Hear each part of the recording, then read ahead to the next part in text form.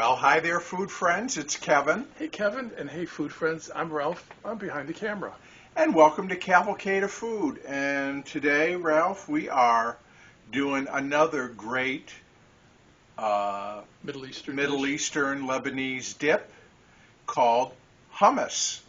And this is a favorite of ours, and we love this on so many things, and just on its own, it's delicious. And it's fun because of the area we grew up in. We get to taste a lot of it, and we can compare because there are some that are so smooth and some that are just a little bit different Yep. in the taste or the texture. So there are different ways to make it, but it's basically pretty simple. It is simple. It's basically a dip. Main ingredients are chickpeas or garbanzo beans. Same thing.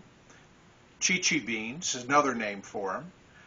Depending on whatever you call them, this is what we're talking about. Now, these come in cans of about 15 and a half ounces. These are 2 cans, Ralph, that I have drained. But I want to keep this liquid. See here? I see. That we want to save because we're actually going to use that to help thin out the dip later on.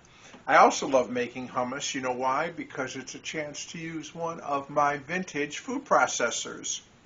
And I'm going to use this Cuisinart here to make it. And you could also use a blender if you've got a really powerful blender. But I really think the food processor is the best tool to use. It's easier to clean too. Yeah. So here's the thing. We're going to start with sort of some of the liquid ingredients that go into this dip. In my little Wonder Cup here, I have a half a cup of tahini. Tahini is ground sesame seeds. Mary Ann said it looked like liquid peanut butter. It's that color. Yeah, very much so. And you can get it in the international aisle, or any well-stocked grocery store should have it.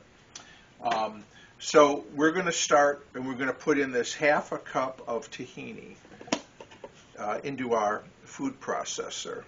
And of course, again, it's made with sesame seeds, so it gives that wonderful kind of sesame flavor that you get in the background. Well, I have already had this out and I'm using it and it's dirty. We are going to go and we're going to measure out 1/4 of a cup of extra virgin olive oil. Hummus is another wonderful Middle Eastern dish that dates back to the 13th century or even older than that. There's no, I guess, real way. They have records of it. That part of the world is, Ancient, the but cradle of civilization. But there's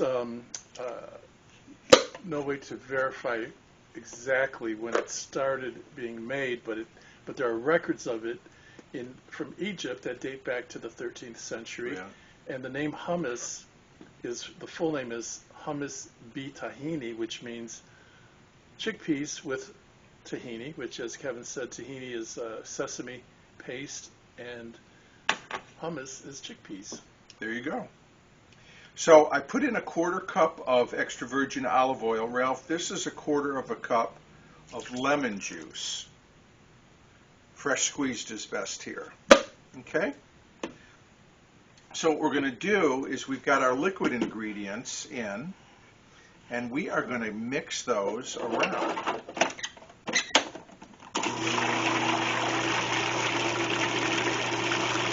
It's almost like making an emulsion, okay? I second that emulsion. And you can see what's happened. It's all kind of almost solidified. Thickening. Yes, All right, so now what we're going to do is we're going to add our garlic. I've got 4 cloves of garlic here that I peeled and just rough chopped, okay? You don't have to go crazy with the chopping because our friend the food processor is going to do all of that. Then we need to put in a little bit of salt. I'm just going to put in maybe 1/4 teaspoon just to start. Because as And Kevin always says, you can add salt, but you can't take it away. Exactly. And I'm going to put in just about a teaspoon of ground cumin. Okay? You sure that's enough? Yeah. We can add more. I'm putting in a teaspoon. I love okay? cumin. I know you do. And so, and we'll get that mixed in. Many years ago, maybe 10 or so, we made a hummus with red peppers. We did. Because we had a great deal at the Middle Eastern market in Kevin's neighborhood on boxes of red peppers, and I couldn't pass it up. And so we roasted them, and we used them to make a red pepper hummus that came out very well. So now I'm going to put in about half of the chickpeas.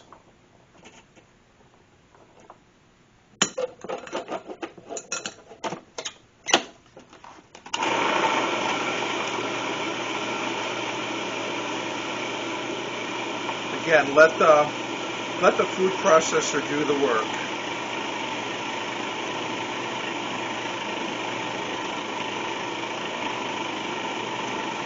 And, you know, what you're always going for with hummus is you want it really creamy. Some people have their hummus and it's a little coarse. You know, you can, if you want it that way, you could certainly do that. But we like it creamy. All right, I'm going to keep on going. Some of the restaurants we've been to that had the creamiest hummus, they told us that they start with the dried chickpeas, Yep. and they soak them. I can't remember if it was in something special. Was it? I don't know if it was anything special, Or but just water? Chickpea overboard. I can't remember, but there was some process that an extra step they took that made it extra creamy. So this is very thick right now, thicker than you would want it in terms of consistency. That's why you save the juice. Right, and we're gonna, I'm gonna let this food processor run for about a minute or two, and let it just get all that chopped up as well as possible. Then we're gonna start adding our chickpea liquid. Okay, Ralph, we've got our, I'm gonna show our friends here kind of where we're at consistency-wise. Okay, fairly thick. But now what we're going to do is we are going to add, by the tablespoon, this liquid from the can of beans. I'm going to start out with 4 tablespoons.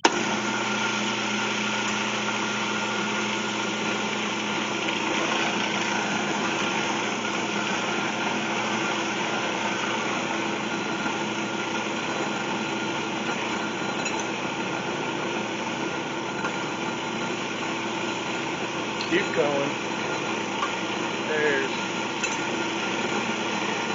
I'm kind of keeping an eye on it. I can tell the consistency I want.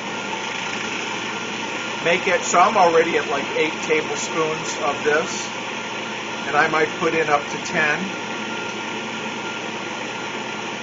9. 10.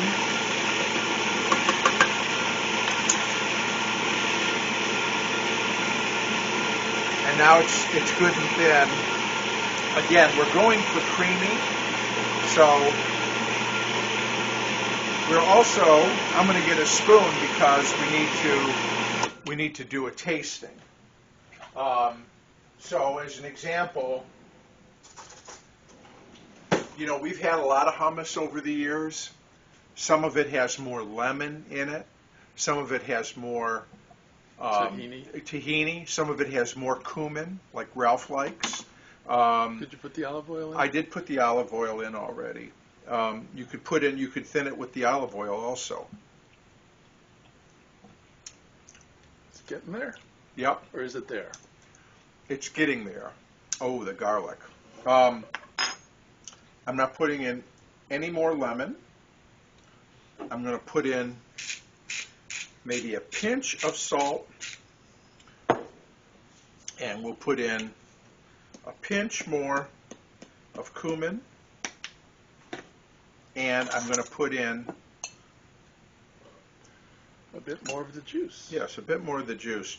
This actually amps up the kind of the beaniness of it too. What's the juice? Oh, sure, because it's got the flavors of the chickpeas. And the nice thing about hummus, you can certainly have it with pita, fresh pita bread, pita chips. It's also great with raw vegetables, with the crudité. It's wonderful. And then if your doctor says get on the Mediterranean diet, this is partly what he's talking about, exactly. Or she, and this is very healthy for snacking. And as Kevin said, especially if you're going to use it as a snack with crudité, chopped up veggies.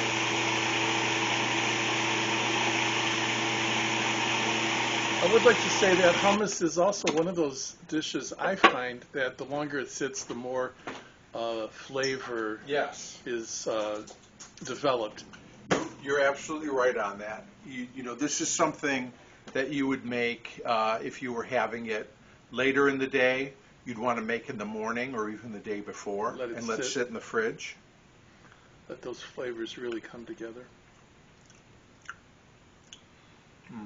Yeah. Do you think the cameraman should taste it? Yes, I'm going to get you a clean spoon. Because I'm a clean teen. And oh yes, I will. I'll dip for you. Yeah, you can't. Your arms aren't 6 feet long.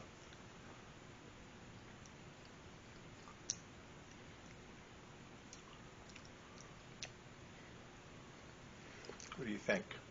I think it's almost there flavor-wise. It feels not gritty, but it feels like it could be smoother. I'm gonna run the processor. But how are we on the flavor?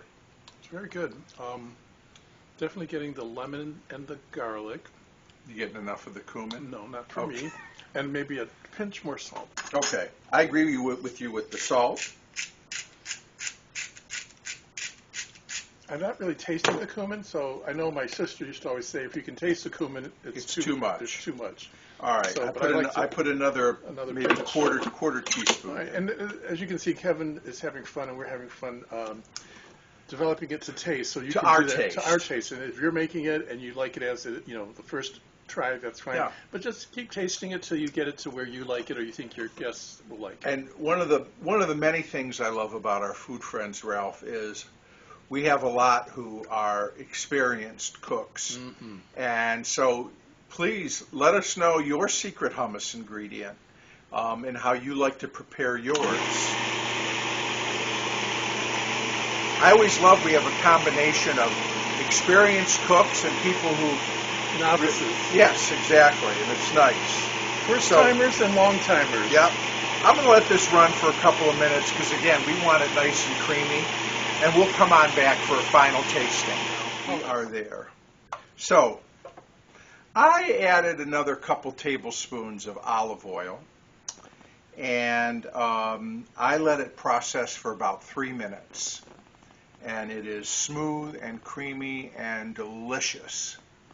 So what I'm going to do now is transfer it because, stuff in a food processor and a blender too, it actually, from the friction of the blade, it gets warm.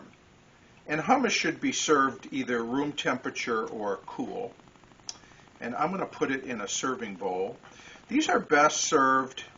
Dips like this are best served in a kind of a shallow bowl like this because it's easy to dip into with a piece of bread, pita, or a veg. Yep, exactly. And some might say it's best served like revenge, cold. Cold. That's right. But yeah, it's fun to experiment with, and as Kevin was saying, just take your time and blend it longer if you want, or add more olive oil to get the texture the way you like it. But I think we've gotten to the point of where it's just right, perfect. Yes, I'm very happy with how it came out. And again, we made it to our taste. And again, if you have a food processor, don't be afraid to let this run for 3 or 4 minutes to really you want that creaminess. Again, you want to break those chickpeas down as much as you can. All right, so I'm going to smooth this out, the top. Okay, then let me wipe my hand.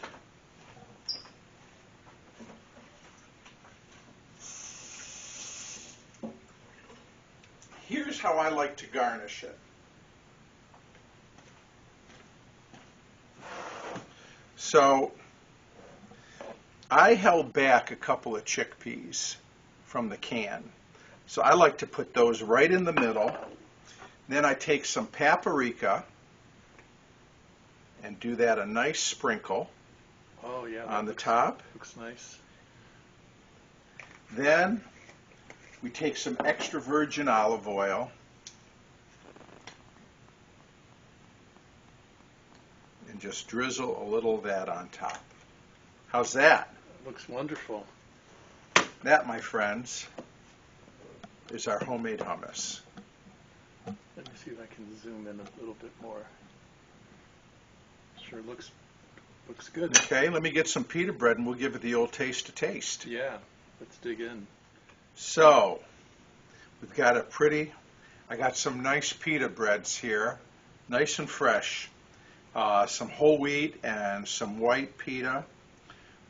So we don't want to double dip. Pretty pita, beautiful hummus. And